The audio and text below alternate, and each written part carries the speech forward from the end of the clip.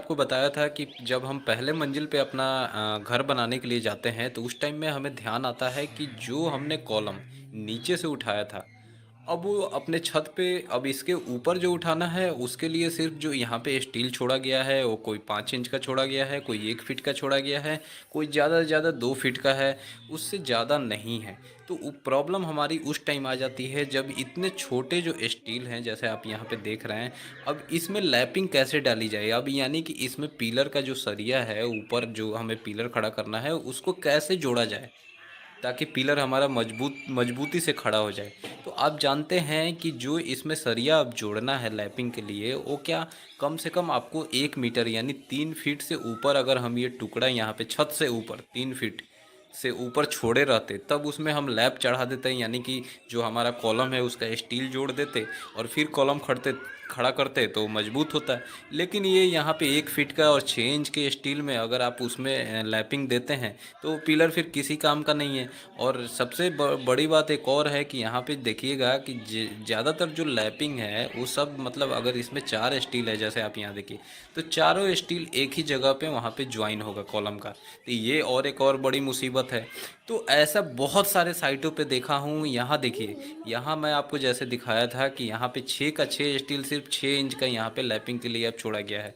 ये प्रॉब्लम क्यों होती है? जब हम अपना घर बनाते हैं नीचे ग्राउंड फ्लोर बना लेते हैं और जब हम ऊपर छत जब ढालते हैं तो उस टाइम हम ज़्यादा ध्यान नहीं देते हैं।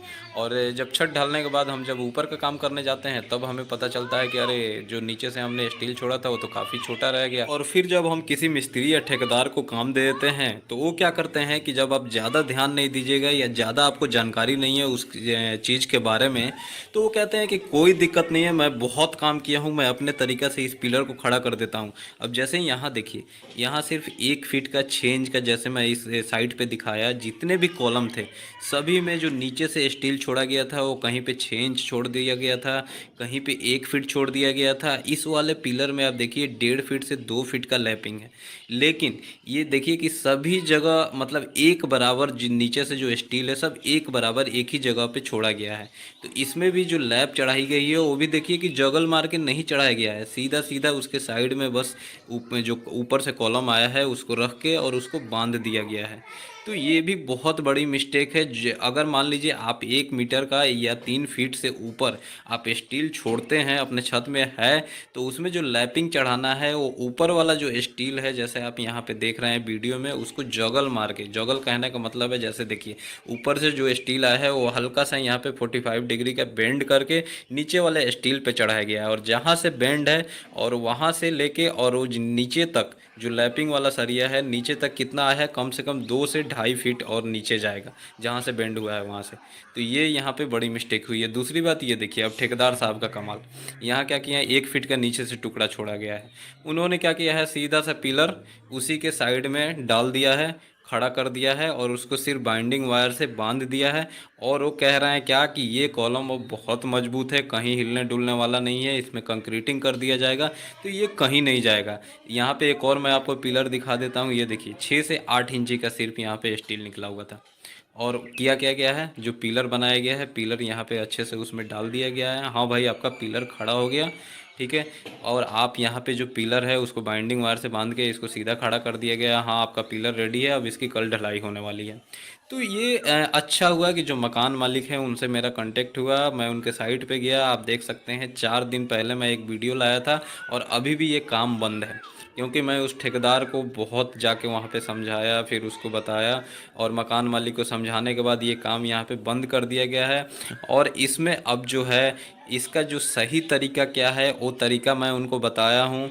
तो वो तरीका अब यहाँ पे फॉलो किया जाएगा और फिर इस जितने भी कॉलम है इसको आज खोल दिया गया है, फिर कल इसका जो भी यहाँ पे तरीका है वो उस पर काम किया जाएगा। तो सबसे पहले जो मिस्टेक किया गया है कि ये मैं आपको दिखाना चाहा, क्योंकि अक्सर जो ठेकेदार या मिस्त्री के भरोसे पे जो काम ये छोड़ देते हैं आप, और मिस्त्री लोग बहुत सारे साइट पे देखा गया है अक्सर छोटे शहरों में गाँव में ऐसा केस देखा जाता है। लोगों को जानकारी नहीं होती है, लोग क्या करते हैं जब अपना ग्राउंड फ्लोर बनाते हैं तो फुटिंग में उनका 5 फीट सरिया चला जाता है। और जो 10 फीट ऊंचाई होती है प्लिंथ लेवल से लेके और अपना फर्स्ट फ्लोर तक, तो क्या होता है कि 15 या 20 15-15 फीट का वो सरिया काटते हैं। और नहीं तो वहाँ पे क्या करते हैं कि मतलब छोटा ही सरिया काट देते हैं, तो छत के लेवल तक आते आते उनका स्टील कम पड़ जाता है। जब छत ढलाई होता है तो वहीं तक उनका पिलर का स्टील पहुंचता है। तो कम से कम आप जब ग्राउंड फ्लोर बना रहे हैं तो 4 से 5 फीट आप फुटिंग का सरिया नाप लें। और फिर उसके बाद 10 से 12 फीट आप मतलब अपने जहाँ पे फर्श है, फर्श से लेके और छत के ऊंचाई तक का वो नाप लें। तो मतलब 15 फीट तो वही हो गया। फिर 3 फीट आपको और ऊपर ले जाना है तो 18 फीट हो गया। तो आप कोशिश करिए कि एक रॉड जो होता है वो 40 फुट का होता है। तो जब आप ग्राउंड फ्लोर बना रहे हैं तो सिर्फ उसमें दो टुकड़ा किया जाए। 20-20 फीट का आप रॉड आप अपने फुटिंग से लेके और ऊपर तक निकाल